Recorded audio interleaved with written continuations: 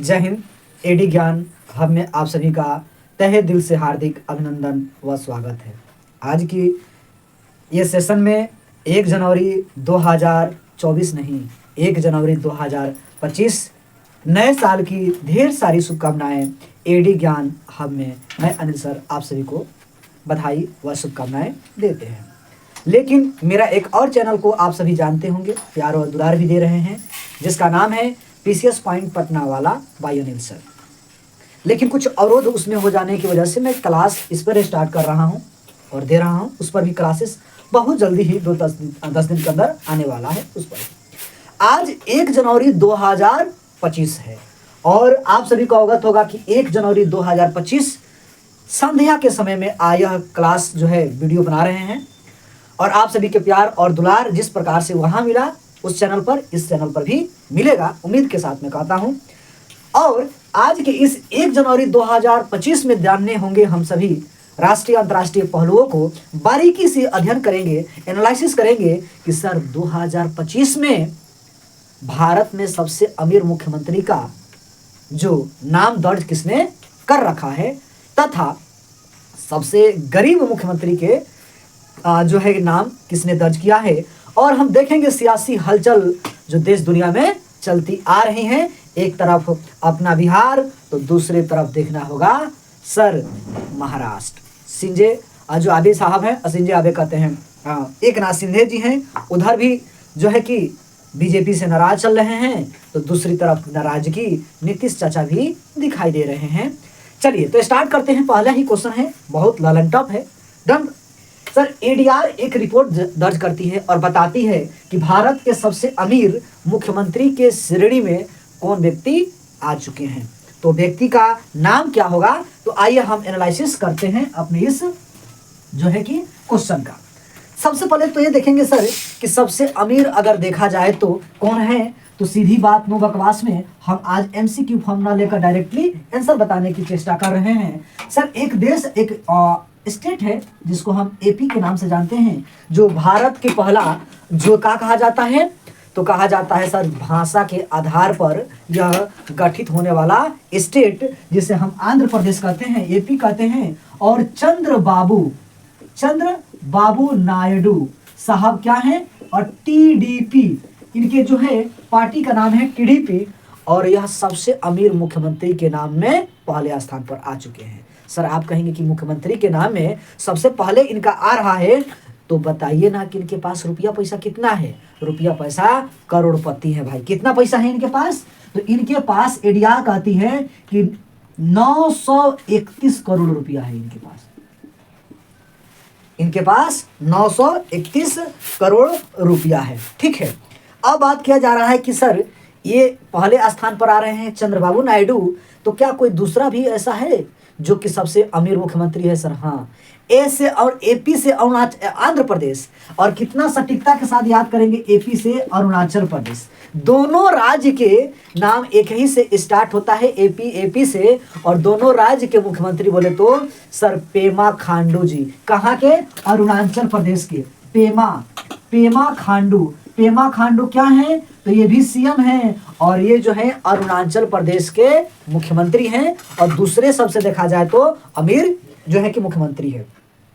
ठीक है, अब बात किया जाए कि सर इनके पास कितना रुपया बचा है, इनके पास कितना पैसा है, तो 300 कहा जाता है कि 332 करोड़ रुपया इनके पास है, यानी कि इसके बहुत कम है। 332 करोड़ रुपया पेमा खांडू जी के पास है। चर्चा हो रहा है कि सबसे अगर देखा जाए तो गरीब की, लेकिन इसको मैं क्लियरली बता देता हूं कि केरल के मुख्यमंत्री हैं सीतारमैया जी, और केरल के मुख्यमंत्री सीतारमैया जी हैं, और यह तीसरे सबसे अमीर जो है कि व्यक्ति हैं, सीएम हैं। इनके पास महज 51 करोड़ रुपया है।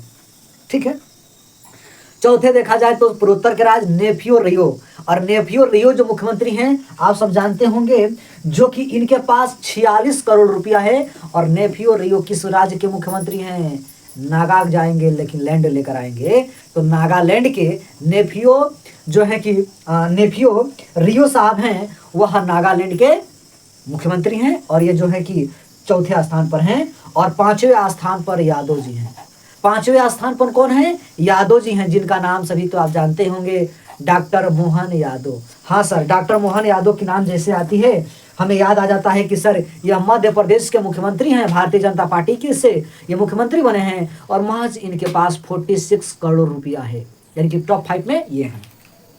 लेकिन गरीब की बात किया जाता है, अगर गरीब की बात किया जाने लगे कि सर गरीब में अगर देखा जाए तो गरीब में क्या है, गरीब में सबसे पुअर अगर देखा जाए सीएम कौन है तो ममता बनर्जी हैं। ममता बनर्जी हैं सबसे अगर गरीब देखा जाए तो मात्र इनके पास 15 लाख रुपया है। इनके पास कितना है तो सॉरी 15 लाख रहे 55 लाख रुपया है, मात्र इनके पास 55 लाख ही रुपया है ममता बनर्जी के पास। ठीक है, और दूसरे देखा जाए अगर यूटी की बात किया जाए, यूनियन टेरिटरी की बात किया जाए तो यूनियन टेरिटरी में JNK बोले तो जम्मू और कश्मीर के मुख्यमंत्री उमर अब्दुल्ला जी के पास हैं। जो इनके पास कितना है भाई, तो इनके पास जो है इनके पास भी 55 लाख के आसपास, सॉरी मैं जो सही बता रहा था, ममता बनर्जी के पास 15 लाख है और जो है उमर अब्दुल्ला जो है अब्दुल्ला जी हैं इनके पास जो है कि 55 लाख है। ठीक है, इनके पास 55 लाख रुपया है। अब बात किया जाएगा सर नीतीश चाचा जी के पास कि नीतीश चाचा जी कितने स्थान पर गरीब मुख्यमंत्री के श्रेणी में आते हैं कि अमीर मुख्यमंत्री के श्रेणी में आते हैं। तो चर्चा होती है तो पता चलता है कि मात्र 1,64,00,000 रुपया नीतीश चाचा जी के पास है और सबसे 8वें नंबर के गरीब मुख्यमंत्री के श्रेणी में नीतीश चाचा जी बने हुए हैं। चलिए अब बात किया जाएगा चर्चा ADR का, जिसे हम क्या कहते हैं association for democratic reform. Association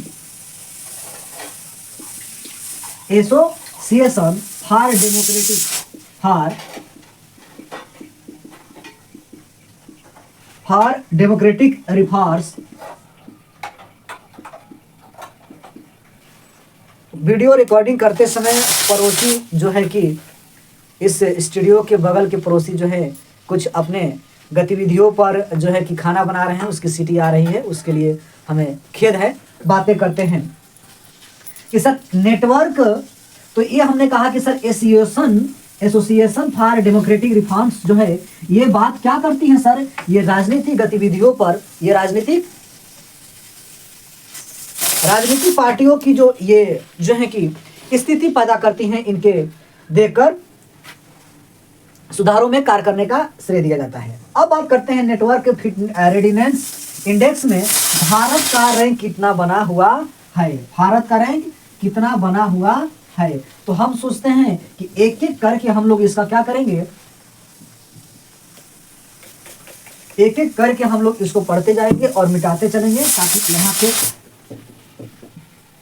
दिक्कतों का सामना नहीं करना पड़े। चलिए नेटवर्क रेडिनेंस इंडेक्स में भारत का कितना रैंक बना हुआ है ये सभी हम सभी को देखना होगा। तो भारत का रैंक, सीधी बात नो बकवास डंके की चोट पर, भारत का अगर रैंक मैं देखता हूं तो यहां पर बना हुआ है 49 रैंक है भारत का। ठीक है, लेकिन अगर बात किया जाए इस रैंक में फर्स्ट स्थान किसका है, तो यह फर्स्ट स्थान अमेरिका का बना हुआ है। चलिए आगे बात किया जा रहा है, आगे बात कर लें कि अगर इंडेक्स की बातें आए तो बौद्धिक संपदा की बात लाजमी है कि बौद्धिक संपदा का जो है कि पॉइंट आना ही चाहिए। तो बौद्धिक संपदा में हम देखते हैं कि भारत का रैंक जो है 6ठे स्थान पर है और भारत का रैंक 6ठे स्थान पर है, लेकिन पड़ोसी कंट्रीज चाइना का जो रैंक है प्रथम स्थान बना हुआ है। चलिए आगे की बात CRPF की होगी, बहुत ही इंपॉर्टेंट होगा CRPF से लेकर ये क्वेश्चन महानिदेशकों का, और जो है कि बहुत इंपॉर्टेंट होगा। सवाल है कि सर CRPF का जो DG साहब बने हैं, डायरेक्टर जनरल हैं, जिसे हम महानिदेशक के रूप में जानते हैं, किसे हाल ही में बनाया गया है। तो ये एक IPS अधिकारी हैं जिनका नाम है बितुल कुमार। IPS अधिकारी हैं, IPS हैं बितुल कुमार जी हैं। ठीक है, ये रहे तो CRPF की। अब मैं बात करता हूं कि सर CRPF हम जिसे कहते हैं सेंट्रल रिजर्व पुलिस फोर्स के नाम से हम जानते हैं, और जो ये गतिविधियां डाली जाती हैं कि सर सीआरपीएफ जो है इसकी स्थापना कब होती है और सीआरपीएफ का नाम क्या वाकई में सीआरपीएफ पहले था कि देश के आज़ादी के बाद इसका नामकरण चेंज किया गया। तो हम देखते हैं कि सर इसकी तो स्थापना भारतीय जब आज़ाद नहीं हुआ था भारत तभी हो चुका था। 27 जुलाई 1939 को यह सीआरपीएफ की स्थापना होती है। क्राउन रिप्रेजेंटेटिव पुलिस के नाम से जाना जाता था। क्राउन रिप्रेजेंटेटिव पुलिस के नाम से इसे जाना जाता था, लेकिन संजोग बना और समय काल चेंज होता गया और इसका जो है नामकरण 1949 में रख दिया जाता है। 1949 में नाम रख दिया जाता है सीआरपीएफ। ठीक है, अब बात किया जा रहा है कि सर सीआरपीएफ के जो महानिदेशक बने हैं आईपीएस अधिकारी हैं बितुल कुमार जी, ये किसके स्थान पर आकर बैठे हैं भाई? ये बैठे हैं अनीश दयाल सिंह के स्थान पे। किसके स्थान पर? अनीश दयाल सिंह के स्थान पर ये बितुल कुमार जी आए हुए हैं। अब बात किया जा रहा है कि सर केंद्रीय रिजर्व पुलिस बल जिसको नाम दिया जाता है, ठीक है सर, ये किस मिनिस्ट्री के अकॉर्डिंग कार्य करता है, वर्क करता है सीआरपीएफ? तो ये होम मिनिस्ट्री के अकॉर्डिंग जो है कि कार्य करता है। लेकिन जब इस अर्धसैनिक सैनिकों की बात किया जाता है तो मुझे याद आता है सर एनएसजी, जिसे हम क्या कहते हैं? नेशनल सुरक्षा गार्ड के नाम से हम जाना जाता है। तो सर बात किया जाएगा इस सीआरपीएफ के बाद, इस सीआरपीएफ के बाद क्या बात किया जाएगा? बात किया जा रहा है क्वेश्चन नंबर तो फर्स्ट, सेकंड, थर्ड, फोर्थ क्या है सर? एनएसजी, एनएसजी के डीजी डायरेक्टर जनरल किसे बनाया गया है? बहुत ही इंपॉर्टेंट है, जिसे हम राष्ट्रीय सुरक्षा गार्ड के नाम से जानते हैं। और बी श्रीनिवासन जी को क्या होता है? तो बी श्रीनिवासन जी को क्या बनाया गया है? तो एनएसजी के महानिदेशक बनाया गया है। अब बात कर लेते हैं सर एनडीआरएफ की। एनडीआरएफ की बहुत जो है अहम भूमिका निभाती हैं एनडीआरएफ। तो एनडीआरएफ की हम लोग चर्चा करते हैं, जिसे हम राष्ट्रीय आपदा प्रतिक्रिया बल के नाम से भी जानते हैं। तो 5 नंबर में चर्चा करें एनडीआरएफ। तो एनडीआरएफ के जो डीजी बनाए गए हैं, एनडीआरएफ के जो डीजी हैं जो वर्तमान में हैं, जिनका नाम क्या है सर? उनका नाम है पीयूष आनंदित होते हैं, यानी कि नाम होगा उनका पीयूष आनंद। उनका नाम क्या है? तो पीयूष आनंद जो इनका नाम है। एनडीआरएफ के जो है क्या है? डीजी बनाए गए हैं। अब बात किया जाएगा सर आईटीबीपी चर्चा में रहती हैं। आईटीबीपी क्या रहती हैं? चर्चा में रहती हैं आईटीबीपी। और आईटीबीपी के डीजी जिसे बनाया गया है, आईटीबीपी के जो डीजी बनाए गए हैं वह हम क्या कहते हैं? Indian Tibet police force. तो इंडियन तिब्बत पुलिस फोर्स जिसकी स्थापना 1962 में हुआ। 1962 में भारत पर जो चाइना के बीच युद्ध होता है उसके बीच स्थापना की जाती है। राहुल रसगोत्रा साहब जी, राहुल रसगोत्रा क्या बनाए गए हैं? आईटीबीपी के डायरेक्टर जनरल बनाए गए हैं, डायरेक्टर जनरल महानिदेशक बनाए गए हैं। रेलवे सुरक्षा बल जिसे हम आरपीएफ के नाम से जानते हैं, फोर्स माने बल कहा जाता है, ठीक है। अब हम देखते हैं सर कि आरपीएफ की जो चर्चा किया जा रहा है ये महत्वपूर्ण है। आरपीएफ हम डायरेक्टली जो है कि रैपिड फायर करते हुए आगे बढ़ेंगे क्योंकि कंटेंट ज़्यादा है। तो आरपीएफ को हम बात करते हैं सर, तो मनोज यादव हैं। मनोज यादव जो हैं आरपीएफ के महानिदेशक के रूप में कार्य करते रहे हैं वर्तमान में, ठीक है। आगे की बात करते हुए जब हम पहुंचते हैं जो है एसपीजी के लिए, एसपीजी के लिए हम पहुंचते हैं। और एसपीजी जो है, एसपीजी जिसे हम क्या कहते हैं? स्पेशल और क्या बोलते हैं इसे? पावर माने शक्ति के साथ, और उसके बाद जो है कि जी माने ग्रुप हो जाएगा, यानी कि सर विशेष सुरक्षा समूह जो एसपीजी के नाम से जाना जाता है। और एसपीजी के जो डीजी हैं, डीजी बनाए गए हैं आलोक आलोक वर्मा जी हैं। आलोक वर्मा जो हैं एसपीजी के महानिदेशक हैं या प्रमुख कह सकते हैं। ठीक है, आगे जो महत्वपूर्ण गतिविधियों पर हम फोकस करते हुए चलते हैं और जो है कि इसका पीडीएफ जो है आप सभी को हमारे टेलीग्राम चैनल पर मिल जाएगा। ठीक ना, तो आप पीसीएस पॉइंट पटना वाला सर्च करेंगे आ जाएगा और लिंक जो है आपके इस जो है कि डिस्क्रिप्शन में भी हम दे देंगे और कंटेंट भी इसको हम प्रोवाइड करा देंगे।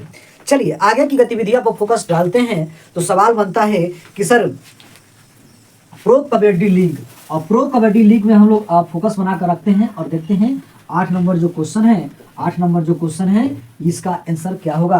क्वेश्चन है 8 नंबर क्वेश्चन जो है कि pro kabaddi league, pro kabaddi league का 11वां सीजन किसने जीत लिया है, किसने यानी कि जीत हासिल किया है। तो सीधी बात नो बकवास के साथ हम लोग जो है कि हरियाणा स्टीलर्स हरियाणा स्टीलर्स ने इस जो है प्रो कबड्डी लीग की खिताब नाम कर लिया है। लेकिन आपके जहन में एक चीज़ और बनता होगा कि सर यह जो है कि ये कबड्डी लीग किसको हराकर मैंने ये जीते हैं हरियाणा वाले ने। तो सर यह जो पटना वाले को, जो पटना की टीम थी जिसे हम पटना पाइरेट्स के नाम से जानते हैं, पटना पाइरेट्स के नाम से जानते हैं, इन्होंने जो है कि इसे हरा दिया है। उप विजेता के रूप में पटना पाइरेट्स बना है और विजेता के रूप में हरियाणा बना है। लेकिन सवाल उत्पन्न होगा कि प्रो कबड्डी लीग का आयोजन कहाँ किया गया था। तो महाराष्ट्र के पुणे में किया गया था। नेक्स्ट पॉइंट हम देखते हैं, गतिविधि आगे बढ़ाते हैं। भारत ने एक चीज और बता दें कि आप सभी को कमेंट करके भी बताना है और जो जानते हैं तो कि जो कबड्डी लीग होती है, कबड्डी लीग में जो टीम होती हैं उस खिलाड़ियों की संख्या उसमें कितनी होती है। तो कबड्डी वाले में जो है खिलाड़ियों की संख्या मात्र 7 होती है, 7 होता है। भारत ने तहलका मचा दिया है एक सैटेलाइट को लॉन्च करके, वह मिशन को पूरा करके। वह नाम है कि किस एजेंसी के द्वारा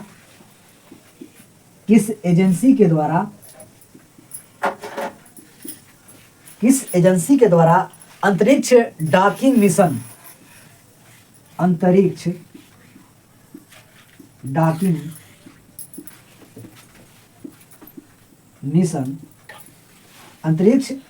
मिशन का सफलपूर्वक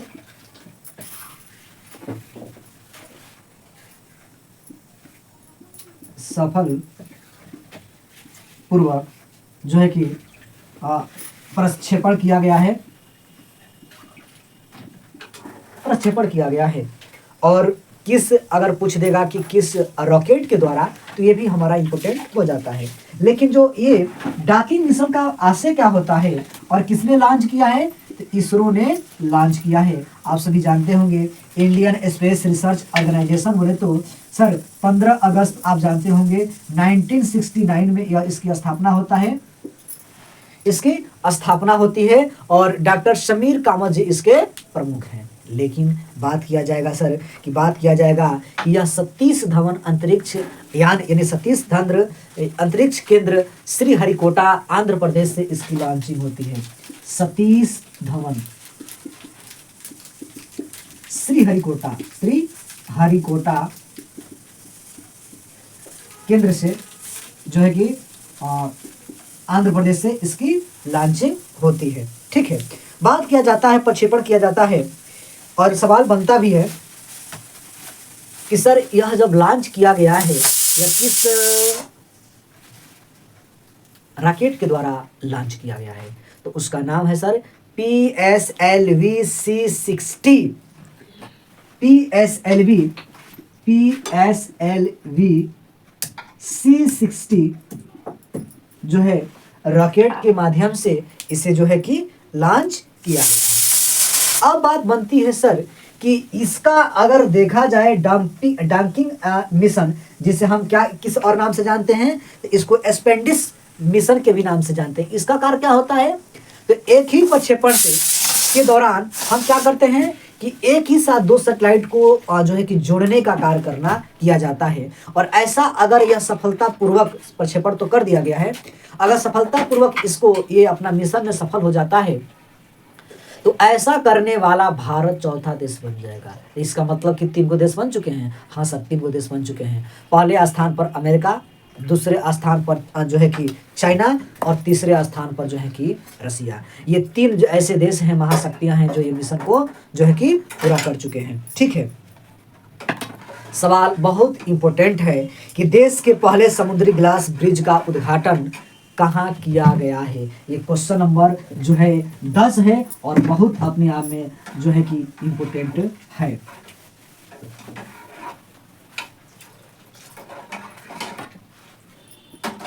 क्वेश्चन नंबर 10, देश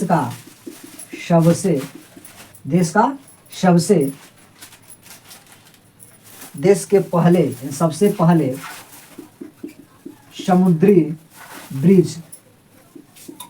समुद्री ग्लास यानी कि कांच का बना हुआ ग्लास ब्रिज का उद्घाटन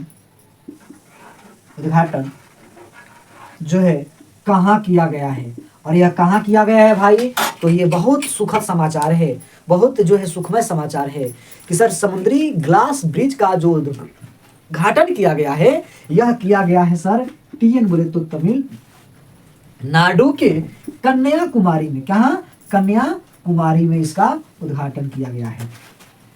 कन्याकुमारी तट पर इसकी उद्घाटन किया गया है। और कहा जाता है सर कि यहाँ पे स्वामी विवेकानंद जो है कि रात में बोलियो जहाँ से उन्होंने अपने ज्ञान अर्जित किया था, उन्हीं के स्मृति में, उनके सम्मान में जो है कि उनसे थोड़ी ही दूर पे जो है इसका ये जो है बनाया गया है ब्रिज।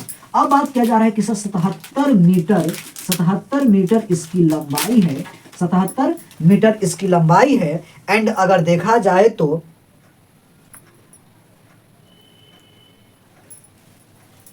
10 मीटर इसकी चौड़ाई हो जाती है। चौड़ाई इसकी 10 मीटर बनी हुई है। ठीक है, और रैपिड फायर के साथ समय को अभाव, ज़्यादा लंबा वीडियो ना हो सके इसलिए हम रैपिड फायर के साथ अंतिम क्वेश्चन 2 हम बोल देते हैं, गतिविधि आगे बढ़ाते हैं। तेजस लड़ाकू विमान उड़ाने वाली पहली महिला कौन है, तो मोहना सिंह है, आप सभी को अवगत होगा। भारत के पहले गिद्ध प्रजनन केंद्र का उद्घाटन, ठीक है, कहाँ पे किया गया है, उत्तर प्रदेश के गोरखपुर में। और कुष्ठ रोग को खत्म करने वाला पहला देश कौन बन चुका है, जो स्टैटिक जीके का यह मूड बनाता है और आरपीएफ के एग्जाम्स में पूछा भी जाता है, वह देश है जॉर्डन। कौन है? जॉर्डन वह देश है जो कुष्ठ रोग को क्या कर दिया है, खत्म करने में जो है कि सफलता प्राप्त किया है। नेक्स्ट क्वेश्चन है, बहुत इंपॉर्टेंट है कि भारत की पहली फिशिंग क्लाइडरिंग परियोजना किस वन्य जीव अभ्यारण्य में शुरू किया गया है, एवं किस अभ्यारण्य ने इसको शुरुआत करने की पहल जगाई है, तो वह हो जाएगा सर भारतीय वन्य जीव संस्थान देहरादून के द्वारा। कंजरिंग wildlife sanctuary Andhra Pradesh में जो है कि इसका ये तालिंग फिक्स परियोजना की शुरुआत किया जा रहा है। और ये कहा जा रहा है कि इसके पहले 2018 में इसकी सर्वेक्षण किया गया था और उसमें पाया जाता है कि सर इस सर्वेक्षण में कि इन लोगों की जो प्रजाति है ये बिल्लियों की प्रजाति है और बहुत ही संकट में स्थिति में आ चुकी हैं, इसलिए यहाँ पे इसको प्रोटेक्शन दिया जाना अति महत्वपूर्ण होती है। तो ये 2018 में फिशिंग टेंट सर्वेक्षण किया गया था और उसमें बताया गया था कि यह घरेलू बिल्ली जैसी होती हैं, इसी प्रकार वो भी रहती हैं और यह पर्यावरण की दृष्टि से बहुत महत्वपूर्ण होती है। तो आज की इस सेशन को हम यहीं पे समाप्त करते हैं। एक चीज़ और बताना चाहते हैं कि तामू लोसार एक महोत्सव मनाया जाता है जो भारत के पड़ोसी देश बोला जाए तो नेपाल में मनाया जाता है। और भारत और नेपाल एक सैन्य अभ्यास जिसे हम सूर्य किरण अभ्यास के नाम से जानते हैं, 2011 में इसकी शुरुआत होती है और यह 18वां संस्करण यह हो रहा है भारत और नेपाल के साथ। तो तिमांग जो है तामू लोसार महोत्सव है, ये नेपाल की जनजातियां हैं और कैसी जनजातियां हैं, गुरुंग समुदाय की जनजातियां हैं जो त्यौहार मनाती हैं। तो आज की सवाल एक बार आपके बीच लेकर आ रहे हैं कि सवाल है सर कि विश्व शांति का पुरस्कार 2024 में किसे मिला। आप सभी को कमेंट करके बताना है। मिलते हैं नेक्स्ट क्वेश्चन नेक्स्ट क्लास में नेक्स्ट वीडियो के साथ। तब तक के लिए टेक केयर। जय हिंद,